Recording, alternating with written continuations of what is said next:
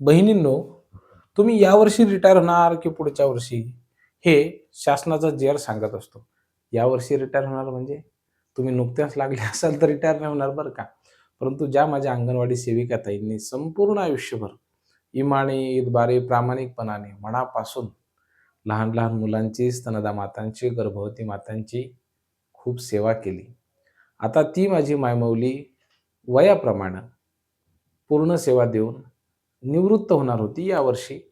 तर त्याची दिनांक कधीपासून कधीपर्यंत असते, या संदर्भामध्ये राज्य शासनाने एक अत्यंत महत्त्वाचा जी-आर हा मागे पारित केलेला होता.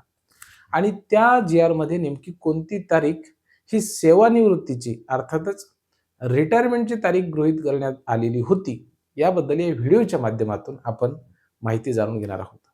जर व्हिडिओ पाहत असताना माझी एखादी अंगणवाडी सेविकाताई यावर्षी निवृत्त होत असेल, अंगणवाडी सेविकाताई, मदतनीसताई, मिनी अंगणवाडीची सेविकाताई असेल, तर तुम्हाला सेवानिवृत्तीच्या या समयी आमच्या गुरुजन चॅनलकडून खूप खूप शुभेच्छा. तुमचं आयुष्य अत्यंत आरोग्यानं भरलेलं असावं, सुखसमृद्धी नांदावी आणि हसत-हसत तुमचं उरलेलं आयुष्य जावं. सुखात, समाधानात, ऐश्वर्यात सगळ्या गोष्टी तुमच्या मनासारख्या घडाव्यात यासाठी शुभेच्छा आमच्याकडून. बहिणींनो बघा, राज्य शासनानं असं म्हटलेलं आहे, की माझी अंगणवाडी सेविका ताई असेल, मदतनीस ताई असेल, तर यांची सेवानिवृत्तीची तारीख जी आहे, तर जर माझ्या अंगणवाडी सेविका ताईचा जन्म, मदतनीस ताईचा जन्म 1 जानेवारी ते 1 मे या दरम्यान झालेला असेल जन्म. आता तुम्हाला सेवानिवृत्तीचं वय आजचं तुम्हाला माहिती आहे, की मी यावर्षी रिटायरमेंट होणार आहे.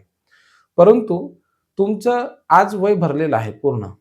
पण तुमची जन्मतारीख जी आहे 1 जानेवारी ते 1 मेच्या दरम्यान जर असेल, तर तुम्ही यावर्षी रिटायर व्हाल, काही शंका नाही. एप्रिल 2026 मध्ये.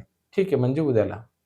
परंतु जर तुमची जन्मतारीख 2 मे पासून 31 डिसेंबरच्या दरम्यान जर असेल, कधीपासून 2 मे पासून 31 डिसेंबरच्या दरम्यान जर असेल, तर यामध्ये दोन्ही दिवस गृहीत धरा तुम्ही. म्हणजे 2 मेला जरी जन्म झाला असेल, 31 डिसेंबरला जरी जन्म झाला असेल, तरी सुद्धा तुमची जी रिटायरमेंट आहे ती पुढल्या वर्षी येईल.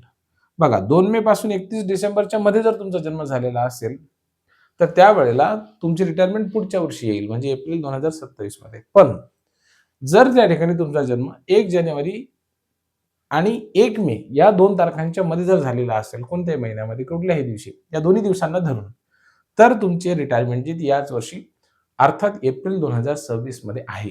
अशा पद्धतीचं हे पत्रक आहे. हे 2 वेळा रिवाइज झालं होतं बहिणींनो. 2023 मध्ये एकदा याच्यामध्ये बदल करण्यात आलेला होता. त्यापूर्वीचा जो बदल आहे तो 2018 मध्ये करण्यात आलेला होता.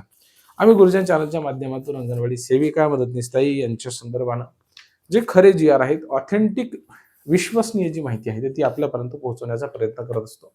ही माहिती तुम्हाला आवडते की नाही? आम्ही माहिती सांगत असताना ती कशा पद्धतीनं सांगावी, त्यामध्ये काही बदल करावेत का? हे आम्हाला कमेंट करून नक्की कळवा. यावर्षी रिटायरमेंट ज्या ताईंचं होत आहे त्यांना खूप खूप मनापासून शुभेच्छा. धन्यवाद.